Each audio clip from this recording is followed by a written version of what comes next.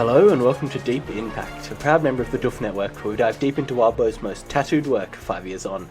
Coming up next is Elliot Diebold.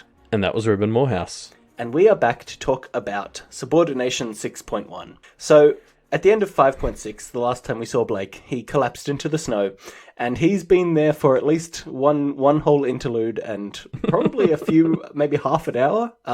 He's still there when the knights eventually arrive to pick him up, which is great.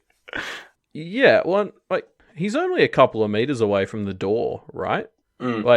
He's walked about 2 steps away from the door. That's the only thing keeping him away from the Erasure Demon, and he's just taking a nap, basically. It's pretty bold. You can see why the knights sort of hesitate before one of them eventually comes and picks him up. He's in bad enough shape that even if it came out, he wouldn't really be able to do anything. So I guess it's lucky that it doesn't. Actually, I like how this chapter it really shows us how agonizing it is for Blake to stand up. Like, it takes a paragraph to describe him going from rolling over, getting onto his hands and knees, then getting onto his knees, and then finally standing up. And it's a great way to get us back into the mindset of, oh yeah, Blake is really fucked up since we haven't seen him for a while. Yeah, well, it makes it seem so monumental when he goes through every little part of the motion. It's put my hand here, get my leg. It's all stuff you usually do without thinking. And it makes it so much dramatic is not the word I'm looking for, but it's so much more epic. And it's just such a basic task that you're right. It's just you're immediately like, oh, Blake is so not prepared for anything. Yeah. He's really not, which is fun because we know that his next task is to go and have this confrontation with Conquest. Yep. So the knights have come to pick him up. Pris comes over to him. Pris is the blackguard of the knights, their designated liar, and Blake realizes it was her who was the witness back in the police station, and he thanks her for her alternate reality lying that she doesn't remember. Yes, and I have a few things that I want to say here. I mean, obviously, the one we got to open with is Blake's need to thank her for something she didn't do. I like this because you can argue both ways. It's silly to argue. It's silly to thank her for something that she didn't do, but it's also naive to ignore that and not consider the extenuating circumstances that stopped her from doing it. All things considered, she would have done it. So she doesn't necessarily deserve thanks for it, but she it's something to keep in mind for Blake that she is the sort of person who would do it. But of course, this is Blake, so he still feels the need to thank her for it. She did do it, right? It just got undone. So yeah, exactly. I don't know. I'm on Blake's side about this, Yeah, so I don't know if I'd thank her, but if I were Blake, I'd be making a mental note that she's actually willing to do that sort of thing. And we see later that she is kind of willing to go out of her way for him a bit. But the other thing I wanted to bring up here is as she sort of comes up to Blake, he gives this description of her, which is she's not old, but not young either. She looked like the sort who would have been a really cute girl next door, but some lines had reached her eyes. Harsh. And this sort of solidified, it is a bit unnecessarily harsh, but it sort of solidified a pattern, because I've noticed a few of these things where I feel like Blake has been unnecessarily harsh on people, and going back and skimming some of them, it seems like when he's physically describing new people, he seems to focus on signs of age. He's always talking about people having wrinkles or signs of age, and when he described the astrologer at the start of Arc 4, that was one where he kind of noticed that there were some of those, but not many. And then, of course, we learned that she's a lot older than that. Yep. But it's clearly an important thing to him, and I think this actually does line up with what we know of him as a character and how he views the future and how lucky he is to have even made it this far. The fact that the sign of how far someone has made it in life is something that is kind of important to Blake. Totally adds up, and it comes back to what we saw on his date with Tiffany, where they talked about sort of how mature they were for their age and all that. I think this is something that does matter to Blake. Yeah, maybe the right way to interpret it, and this is just kind of freestyling off the top of my head here, but it feels to me that Blake cares a lot about what you've achieved, and potentially that in respect to how old you are. I think Blake something that really is a kind of sore point for Blake is that he hasn't really achieved much for where he feels like he should be in his life, right? He's gone on thought tangents about that a few times. Yeah. So I suspect that his obsession isn't the right word, but his noticing age really is a way of him kind of quantifying. Oh, what do I feel like you should have done by this point in your life? A judgment which for the Knights is probably not going to be too favorable. Yeah, I think it works because obviously, like, you know, you could compare this to the other Wild Bow protagonists that we're familiar with who focus on other aspects of people when they're describing them physically. And I think it kind of works. Like Wildbow, this is one of his strengths, is he really gives you this sense of you're in another person's head. And this is Blake's unique thing, is that this is something that matters to him, and it makes sense that that's sort of what he focuses on. Yeah, definitely. So I want to call out something which I really like about this, which is they use the word blackguard to mean, you know, designated liar, but it's such a like archaic word. It just sounds so out of place. I really love it. Yeah, I agree. I actually looked it up, and it's a genuine, like, old-timey word for someone who's got no honor and no virtue, which is kind of hilarious, and it's a nice twist on that definition. I also like how Priss is like, oh, most big groups have a blackguard. I have to wonder whether the others call them that. Like, it fits so well with the Knights of the Basements theme that I wonder if other groups have other terms for it. But yeah, it's interesting that this is being brought up considering how the chapter ends. This is why I'm a little optimistic about the ending of this chapter, as the concept of blackguards. Well, but we'll I also get to that. Yeah.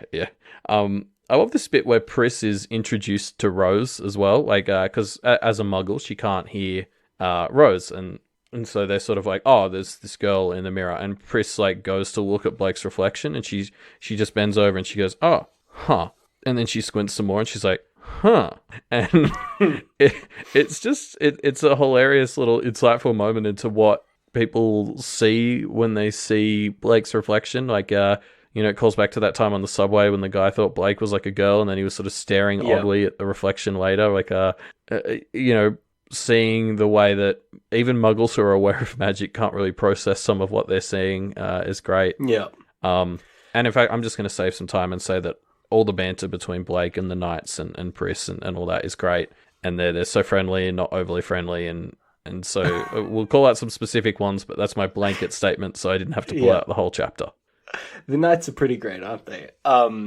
They're here to pick up Blake. He's summoned them, and Nick and the rest of the Knights agree to drive Blake around, but he isn't quite sure where he should be going at this point. Yeah, they all basically just get in the car based on the assumption that they all just gonna want to get the fuck away from this demon and not figure out where they're going on the way. Fair. And something we haven't mentioned up until now, but has happened already and continues to happen throughout the chapter, is Blake needs assistance to do anything. Like, he's leaning on people for support. People are helping him get in and out of the car. And so they have to touch him to do that, and he hates it, which you'd expect. Yeah. But he's too tired to really do anything about it. And, like, intellectually on some level, he is grateful for the assistance. But he does things like he calls people helping him get into the car unsolicited, which just has like a negative connotation. Like, there's all these little negative flares on the help he's getting because it does upset him on some level that people are touching him. But I think he's too tired and knows deep down that like it's coming from a good place, so he doesn't really fight it. So there's a quote I really want to pull out here as well, which I really like. I'm just going to read it out. They're talking about conquest, and Blake says, "He's not the C word." I said, "He's a C word." Well put, Nick said from the driver's seat. This is a great joke. It's so funny, and it's got so many layers. They don't want to use Conquest's name because Blake doesn't want to ping him. They're also kind of trying to communicate that Conquest is just an incarnation, not the incarnation, and then obviously he is a real C word as well. It just works so well. I love it. Yeah, you're right. It's clever and accurate. It's a great little joke by Wildbow as well as Blake. Yeah, and then they just keep calling him C-word the rest of the chapter, which also kind of maybe adds some levity that might not be justified. Yeah, well, and necessary for sure. and we get some juicy lore on the origins of incarnations. So they don't just seem to sprout in and of themselves, but people. It seems to mostly come from when people try to imbue themselves with the Force. So some idiot must have been trying to give themselves the power of conquest, but they fucked up and went too far, and like did it. They went full Diabolist and kind of got overcome with conquest, and that's how he becomes sort of an embodiment. Yeah. And I like how they kind of start talking about this stuff that we obviously saw happen in the most recent interlude. It's a fun way of kind of tying everything back together. Yeah, and in fact, the fact that it sort of comes up in more detail here and it's just making sure we're clear on it makes me think it's a factor going forward, and we'll get into that even more. Yeah. So Blake and Rose go back to planning, and they have a lot less antagonistic car trip than their most previous car trip together. Yeah, they're much more on the same page this time.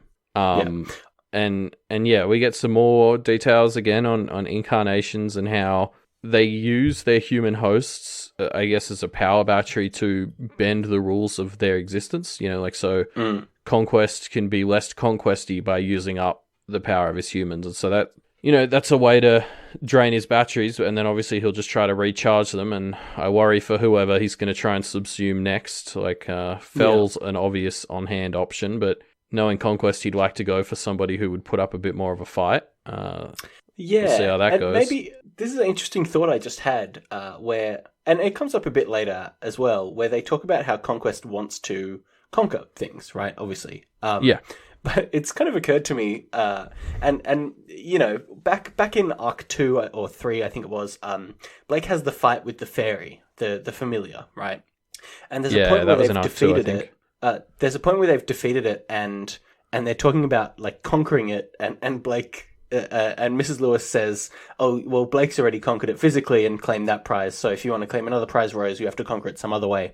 And we're now getting to the point where we see that Blake is. I don't think it's unfair to use the word defeated, right? He's very physically defeated. So I wonder if that's going to come into his relationship with Conquest. Maybe like Conquest can't conquer him that way, or need to do it some other way, or I don't know. It's just a kind of worrying thought, I suppose. Yeah, I'm very interested after this whole Conquest story arc is over. I want to go back to that conversation and try and pluck all the obvious in hindsight foreshadowing that might exist in that conversation. So in this car trip, Rose is talking about kind of throwing around the idea, I would say, the idea of actively summoning the demons that they know so that they can use them before Conquest forces them to use them uncontrolled. And this is a bad plan. Yes. And I'm glad Blake points out that this is such a slippery slope. This is the exact kind of rationalization of actions that Blake has always been doing, and it's nice to see that Rose also can do some terrible rationalization. Yeah, well, I love this bit where she's like, "Oh, it's much cleaner to summon demons if we just don't make mistakes." Like, okay, we just won't do that then. I don't know if you remember this, but at the place where we met, we used to work together, there was a day where our boss was frustrated because all of us were working on fixing bugs in the software instead of new features, and our boss was just sort of like, "Can you stop introducing more bugs?" And it was sort of that moment where everyone was like, "Oh, geez, why didn't we think of that? We've been putting in all these bugs on purpose." And let's just stop making these mistakes. Yeah, it just instantly made me think of that. It's a weird anecdote to bring up, but it's a very specific reference that only you and I will get, Elliot. Yeah, but it's really just one of those moments where it's just like, "Oh, well, we just won't do it wrong." Good idea. It's such a ridiculous statement. But I mean, in saying that, as we see, there's not really any better plans that come up. It's not a good plan, but at least she's putting something out there. Yeah, it's true. They do come up with a plan later, but it's pretty terrible. Yeah. Also, just sort of, as we're going over this, this debate between Blake and Rose about diabolism and whether they're going down slippery slopes or whether you can use it for the right thing. I'm really appreciating that we got Black Lamb's blood when we did, because now when they're having these arguments, it's less about it's Blake and Rose just bickering and And you know, I agree with Blake overall. I agree with Rose. Like, it'd be easy to fall into thinking one of them's right and one of them's wrong, whereas Black Lamb's Blood has reframed this ongoing argument as something that is Yeah. like discipline wide, and it's like a Yeah. much broader moral question. It's not just confined to Blake and Rose's current situation, which I think would be easy to think, and I probably did think that before seeing Black Lamb's Blood. So I'm really glad we got that when we did, and we're seeing that these arguments they're having about this is something that fits into the world in a grander sense. Yeah, I think we talk about the interludes a lot from the perspective of world building, right? Which obviously is something that we both really love about them, but they're such a good narrative device for kind of telegraphing themes as well, because they do this exact thing, right? Black Lamb's Blood calls out, oh, hey, these are things that are relevant when you're a diabolist, and we get to kind of be watching for those things in Blake and Rose's relationship. It's a great natural way of telegraphing themes without Blake or Rose having to be so overt about saying things like, hey, we got to be careful about doing this, you know, because it's like this, and we could do this, and here's the context, which would be kind of unnatural and also not really in character. Yeah, they're not just used for straight world building, but also for kind of like theme or thematic world building, which is why they work so well. And also, yeah, you know, they just give us new insights into characters that we've seen but want to see more of. Yeah, totally. So eventually they come up with a plan. Blake has an idea for a plan, which basically boils down to lock Conquest in his room with the bad stuff and hope that it gets him. Yeah, I mean, like, you know, Blake's not really in a position to do active plans, so their plan is to figure out how to make it so Conquest can't get out and hope that Pose wins, but not too much. It's a really poorly defined plan, and I mean, we get a bit of payoff on how shit this plan is later in the chapter. Yeah, you really get the idea that they don't really understand. Even they don't know if this plan works. What does it actually look like? They don't even really know what they want. Their plan is just kind of like, let's hope for the best. Yeah, pretty much. It's very cool that this is the exact same plan that we saw at the end of last interlude. We saw Rose spilling her beans about, right?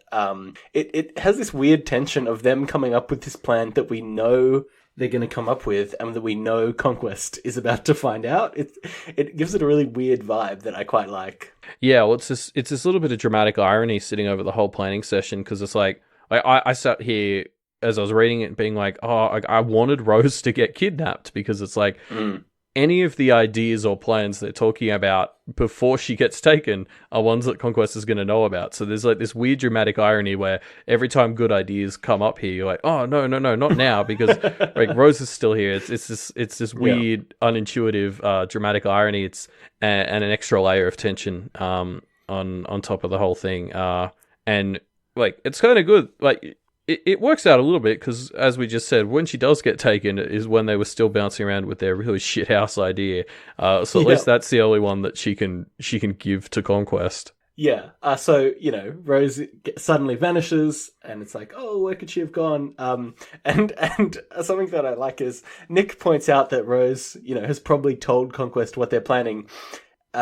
And Blake doesn't react just because their plan is so shit. He really doesn't care if Conquest knows it or not. Yeah. And there's this great bit where Nick is also like, should we try and save Rose? And Evan's just immediately like, yes, we should try. And Blake more realistically is like, no.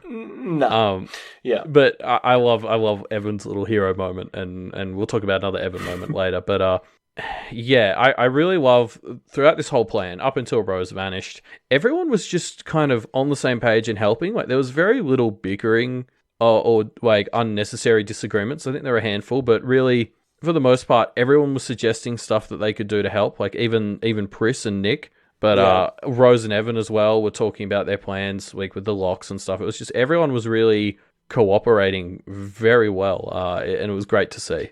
Yeah, and I guess retroactively we can probably see that this is seeding the idea of having helpful practitioners around is a good thing. Yeah, exactly. I mean, given how this ends, like cooperation and teamwork is going to be a big thing coming up in this arc, I imagine. And it was nice to see us kick off with a strong example of it in the car, even if things don't really work out directly that well from it. Yeah, so Rose is taken, and Blake kind of realizes he doesn't have enough tools to deal with this. He can Nope. maybe find some magical tomes, but that won't do enough. And he's not really ready for a domain or an implement.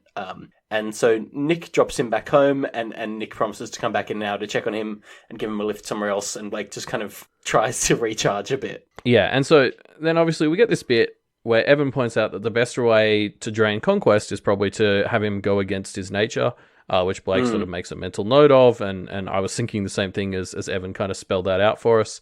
And this is also pointed out to us right before we learn about Jeremy, we're reminded about Jeremy and his deal for safety. And I went back and read the details of that deal with Jeremy. And basically, Jeremy has to sit on the sidelines.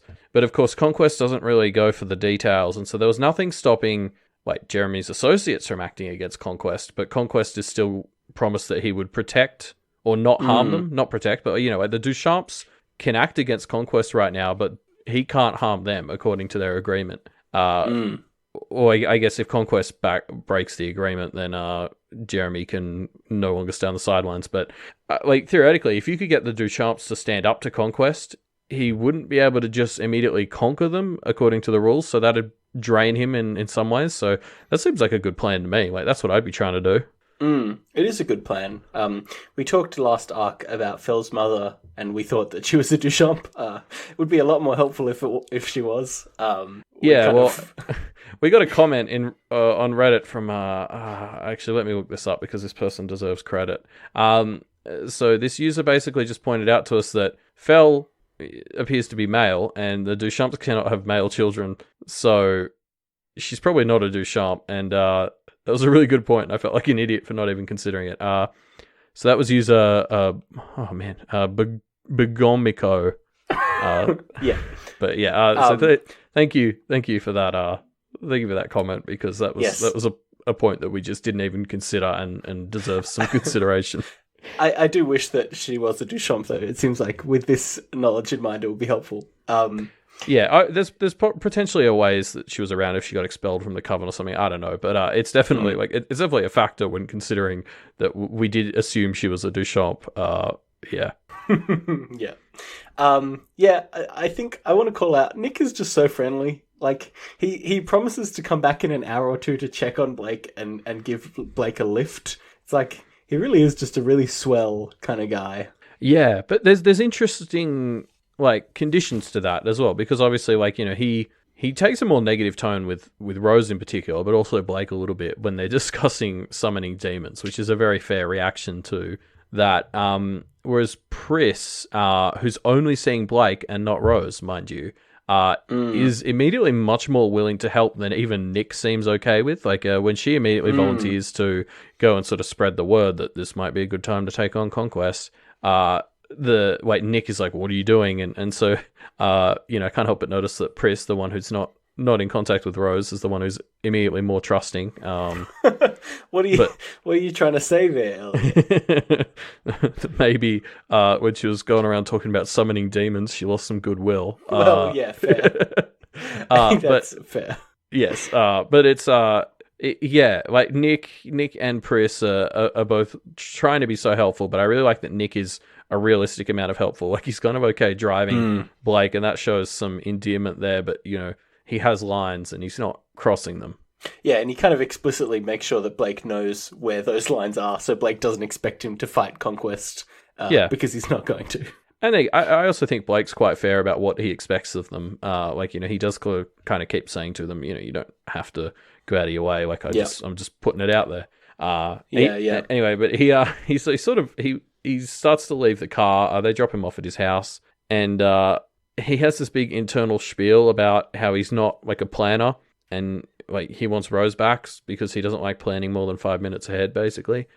And I just love this because she's been gone for 5 minutes, and he already misses her and the way she balances his skills and opinions. But we saw this last time, and then the second she's back, she's already grinding all of his gears by disagreeing with him. And if that's not family, I don't know what is. Missing them while they're gone, and then 5 minutes after you're back with them, you're like, oh, these people irritate me. I remember why I don't live with you anymore. No, totally. there's a beat earlier about how I think Rose reminds Blake of himself at one point, and I think this just adds up with that so well. As where's Rose? And the second she's around, oh god, Rose. That's great. Yeah. So Blake is dropped off at his house, and he heads inside, and he sees Alexis is waiting for him. Yeah. Well, I mean, okay, we'll get to that soon, but you've totally skipped this cool bit where he goes in and Evan finds out Blake has a motorbike, and he just thinks that's super rad. And Blake kind of loves it too. Like, it's the cutest thing ever. Yeah. I mean, it's followed up afterwards by this kind of depressing bit where they discuss what family means. I guess much like we just did. And Evan's obviously still a bit bummed out about losing his parents. Yeah. Kind of like losing the ability to communicate with his parents. But it's a super cute moment, and then a kind of very what's the word I'm looking for? Kind of depressing, but also hopeful moment. Yeah, I think the thing I like about this the motorbike scene is the more Evan finds out about Blake's life, the more they kind of feel like a good match for each other, connected. Right? Yeah. I think it could happen that Evan would become disillusioned with Blake, but that doesn't seem to really be happening because they just are a good pair. Yeah. And it's so realistic that an 8-year-old be like, you have a motorbike? That's so cool. You have an apartment with all your art friends? Like, that's so cool. Like they're just so on the same wavelength about all that stuff. It's great. Yeah. So Blake heads in and starts talking to Alexis, and Alexis right off the bat is 100% sure that Blake is innocent, right? About murdering Evan. She's so clearly, I mean, she's still trying to figure it out, right? She's figuring out, is it police brutality? Is Blake being framed? But the possibility that Blake is guilty is just not a possibility for her. It's so nice. Yeah, I think I needed this almost as much as Blake. The Duncan had obviously heavily implied that his friends had probably been enchanted to doubt him, and it's good to see that isn't actually the case. And part of me even wants to believe that someone tried to enchant them, but the bonds were too strong for that to have been worth it, so they didn't bother. But that might be a bit too heart of the cardsy. But it was just so nice to see that. Yeah, you're right. There was just no disillusionment. Like Alexis was just like, oh well, no, like what happened? Because there's no way you murdered a kid. Yeah. I guess we've already touched on this, but it is kind of hitting the beat of like, yeah, it's good to have friends. Yeah. So speaking of friends, this kind of, Blake has this realization, it's good to have friends, and then kind of clicks that he might have an untapped resource here. And Alexis and Joel, who has now joined them, he kind of calls Evan over and starts talking to them, reveals, hey, this bird here, this is Evan, the kid that I was accused of murdering. And the chapter ends with him kind of getting them to call in everybody to assemble the Avengers, as it were. That's like a topical reference right there. Hey, thanks. Yeah, I mean, and so this ending does really enforce, as you said, the theme of this chapter is that Blake has nothing in terms of tools or assets, but he has people willing to help him, whereas Conquest, is contrastly, has all these tools and assets and existing power, but everyone who works with him fucking hates him.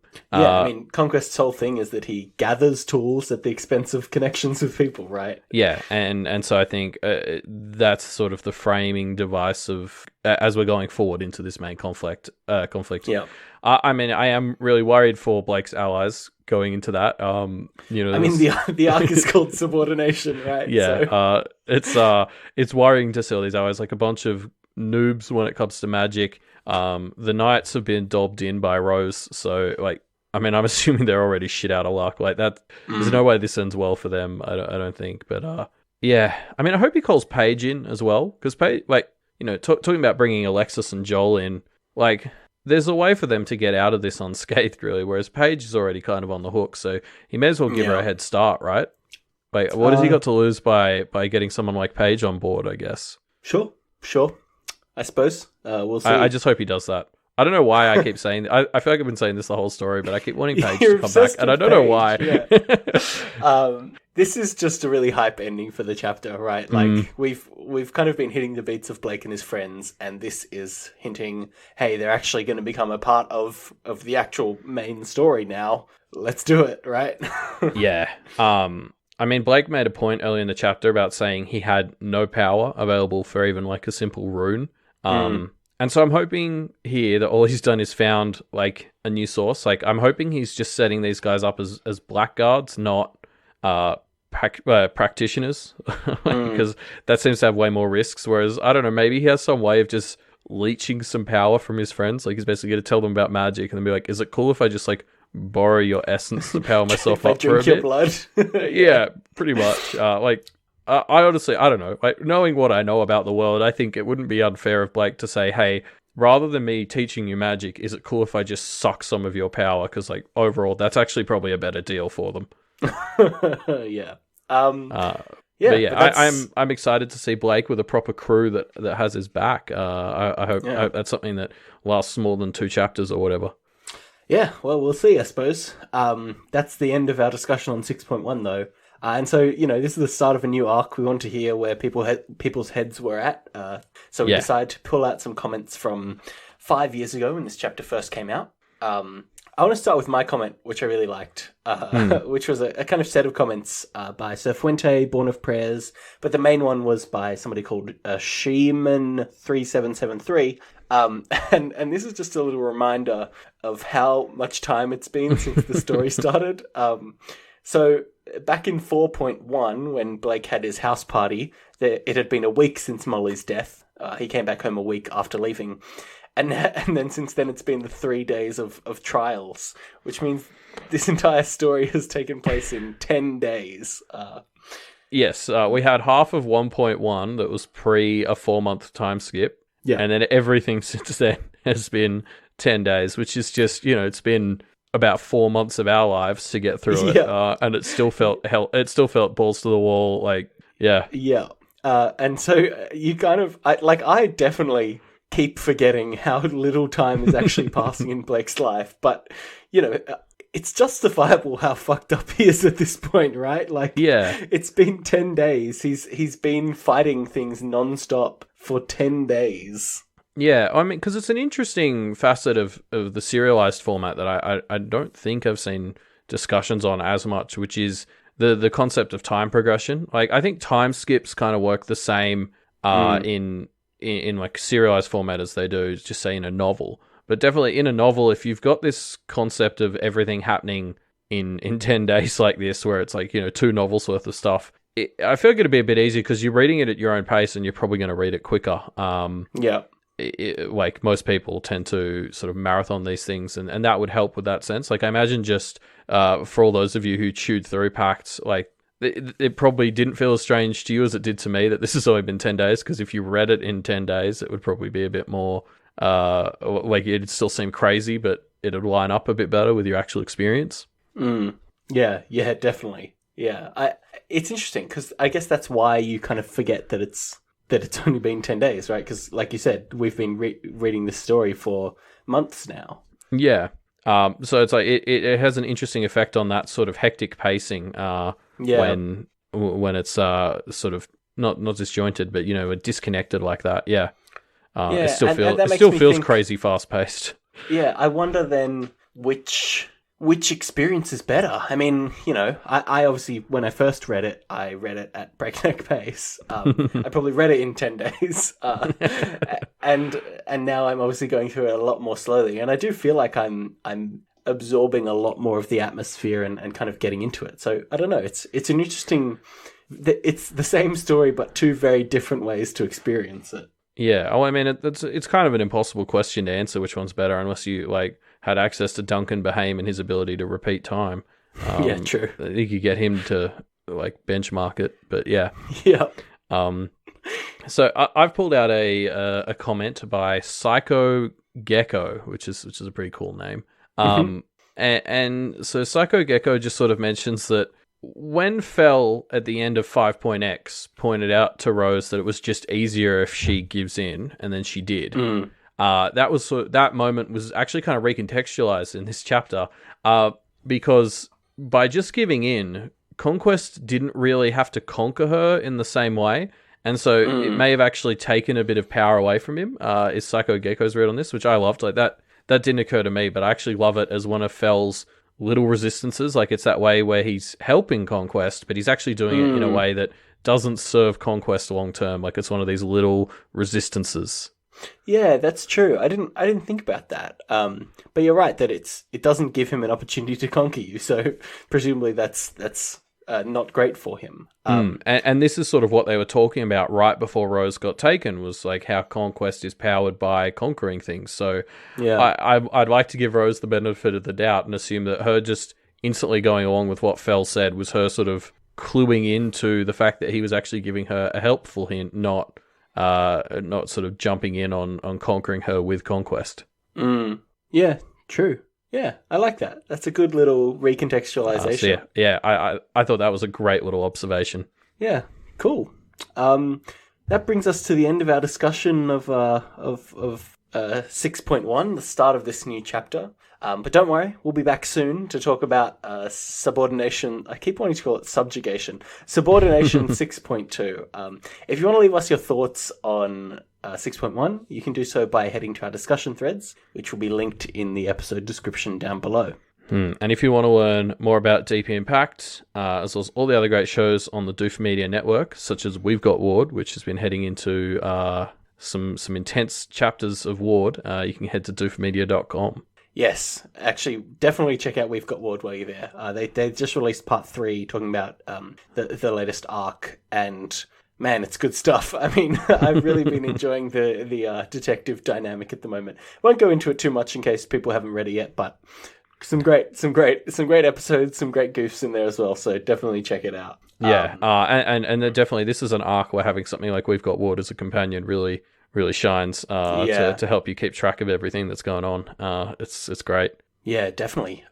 If you want to support our show or the other shows on the Doof Network, you can do that by heading to Patreon. The Doof Media Network is a Patreon-backed network, which means that we can only really do the things we do because of our patrons. So head on over to patreon.com/doofmedia if you want to help us keep making cool content. And in a similar fashion, Wildbow is a Patreon-backed author. So heading to patreon.com/Wildbow keeps him authoring, which is, I think, what we all want. Yeah, definitely. Apart from that, we will be back on Monday, the 1st of... What's next month? Jesus, May. To talk about 6.2. So we'll catch you then. See ya.